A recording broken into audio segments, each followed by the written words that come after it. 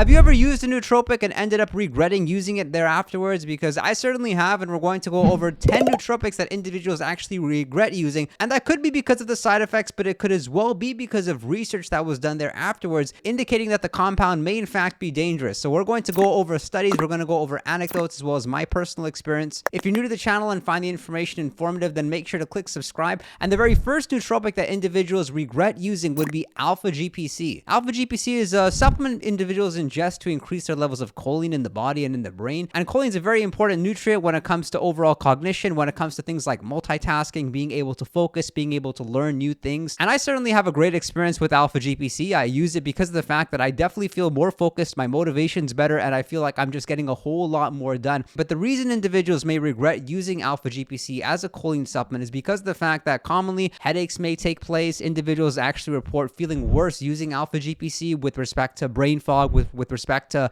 being in a worse mood. And there's a lot of discussion around alpha GPC making it potentially more likely for individuals having a stroke, as discussed in this video over here. And I've gone over some of that research in that video, as well as some potential precautions. Although I personally use alpha GPC every single day, I'll typically take 150 milligrams 2 to even 3 times per day. I like the fact that it helps with my focus, and there's even research showing it can potentially help you with your athletic performance. The second nootropic individuals may regret using would be L-theanine, and L-theanine is an amino acid that's found in green teas. Although when you ingest L-theanine in supplementation form, very commonly you'll have just as much L-theanine that you would have with 5+ cups of green tea. And what this does is promote feelings of calmness. Very commonly, you won't feel stressed after using L-theanine. Like, it hits you pretty quickly, but where individuals actually dislike it is because very commonly it can make you fatigued. It can make you demotivated. It can give you a bit of brain fog. And one of the things I dislike most about L-theanine is that it seems to have very inconsistent effects. So yes, you experience something immediately upon taking it, which is great, but the bad thing is that you just don't know what you're going to get with L-theanine. Sometimes you'll ingest it, you'll feel very focused, you'll feel very calm, but other times you'll use L-theanine,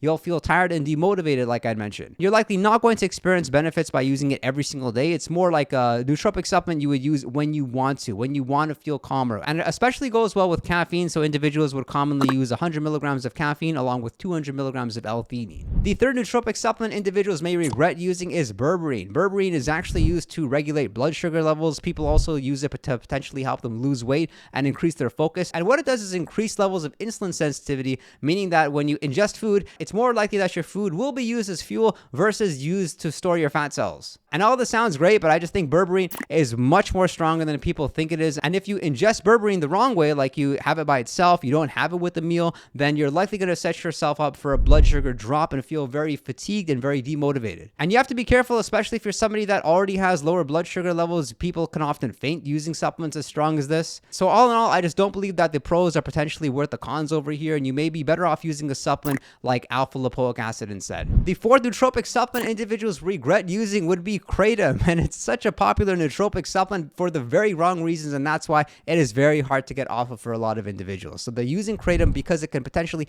improve your mood. It's naturally occurring, but this doesn't necessarily mean it's safe. The reason individuals would use Kratom is in some cases anxiety, some cases productivity, and in some cases it could potentially help them with their energy levels. But this is the one nootropic on the list that I personally don't feel I get nothing out of it, even at higher doses. And that pretty much shows you that everybody does respond differently to nootropics, and there's often going to be nootropics that don't work with you, but work with other individuals. Common serving size are between 2 to 4 grams, but what intrigues me about Kratom is that this seems to be one of the most effective nootropic supplements out there for a lot of people. Like, people can find it stimulating, people can find that it definitely does something for them, but that's also the reason why individuals may be dependent on it. And apparently the withdrawals coming off of Kratom are absolutely horrific, so of course be mindful of that. There's even an entire subreddit dedicated towards quitting Kratom. The fifth nootropic supplement individuals regret using is Ashwagandha, and Ashwagandha is an evergreen shrub found in Asia and other parts of the world, and it's arguably one of the best nootropics out there at better helping you tolerate stress and lower levels of anxiety. There's plenty of research supporting it does just that. You'll find that when you use Ashwagandha, you're always in a better mood, you're ending the day in a better mood, you're having more gratitude you're experiencing during the day. And there's actually a lot of reasons why individuals regret using Ashwagandha. One of them is the fact that Ashwagandha can make you very demotivated because you're in a good mood, but it also can make you somewhat tired tired at the same time, and that's why ashwagandha is actually commonly used now before going to sleep. If you're looking for a nootropic supplement that's going to help you execute, going to help you focus on your tasks at hand, then ashwagandha is pretty much the exact opposite. Yes, it'll make you in a better mood, but it may have a greater cost and may actually hurt your mood long term because you're just not getting anything done. There's other reasons individuals don't like using ashwagandha. It can increase your thyroid function, for example. Some individuals report feeling actually more anxious or getting acne or maybe even hair loss, but this is also one of the most popular nootropic supplements out there. Therefore, it's just going to be more likely that there's negative experiences discussed about it online. I personally use ashwagandha every single day. I like it, but I will warn you that it's probably best used with something else that may help promote focus like caffeine or Noopept. The sixth nootropic individuals may regret using is melatonin, and melatonin is a sleep aid. You may see it as a supplement, but individuals may also see it as a nootropic because there is some research showing that it can increase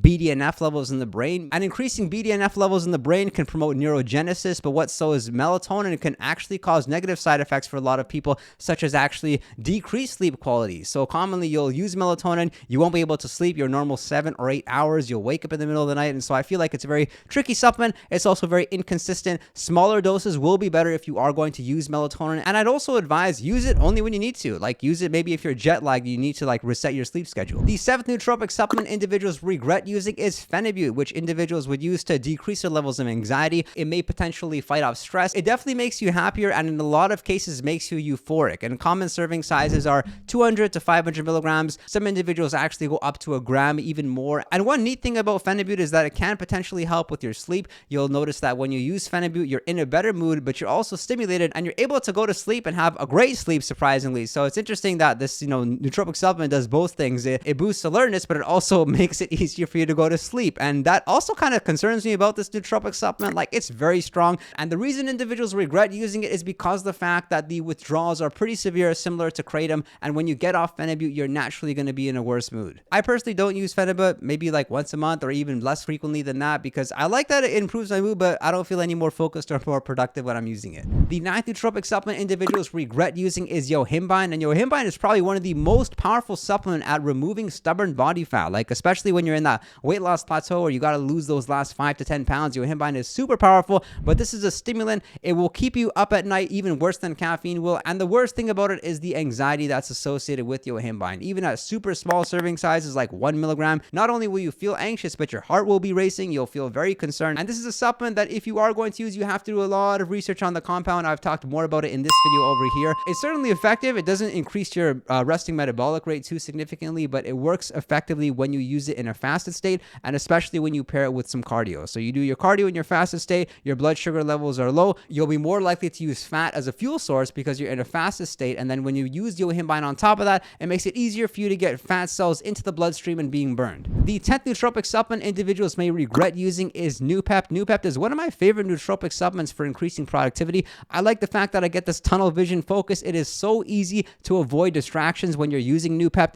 It's also subtle. It's not too stimulating, so I can use Noopept and still be able to have a nice sleep there afterwards. But what individuals don't like about Noopept is that commonly you will experience headaches with it. It's also very difficult for you to find the right serving size, kind of similar to alpha GPC. You really got to find your sweet spot, and it's challenging because Noopept is one of the most potent supplements out there, and to illustrate that, like, serving sizes are as small as 10 milligrams once or twice a day. It's fascinating because you can't often really tell it's working until a couple hours afterwards and you're realizing like you're just getting so much more done. So it's always good to have objective measures in place of whether or not a nootropic is working. But if you don't have objective measures, then of course you can ask around, ask your friends and family if you're acting any differently. And I noticed that with Noopept, I was so productive that I forgot about my usual activities that I like, such as sports or following music. And while that does have cons, that definitely has pros when it comes to building your business and being productive. What other nootropics would you add to this extensive list? I'd love to know in the comment section below. Do subscribe if you found the video informative, and if you want to chat me one-on-one, you can message me on Patreon,